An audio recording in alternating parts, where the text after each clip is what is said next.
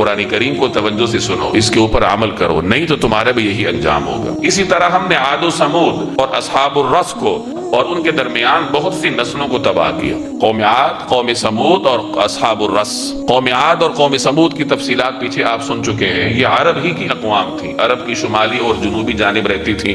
قوم عاد کی طرف حضرت ہود علیہ السلام مبعوث ہوئے، قوم سمود کی طرف حضرت صالح علیہ السلام مبعوث ہوئے۔ ان دونوں اقوام نے اپنے پیغمبروں کو جھٹلایا تو اللہ تبارک و تعالی نے ان کو عبرت کا نشان بنا دیا۔ تیسری قوم کا ذکر ہے اصحاب الرس۔ رس لغت میں کنویں کو کہتے ہیں۔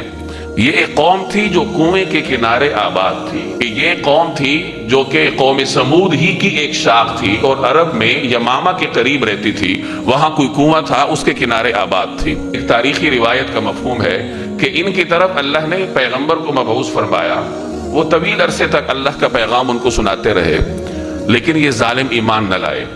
ان پیغمبر پر صرف ایک حبشی غلام ایمان لایا تھا۔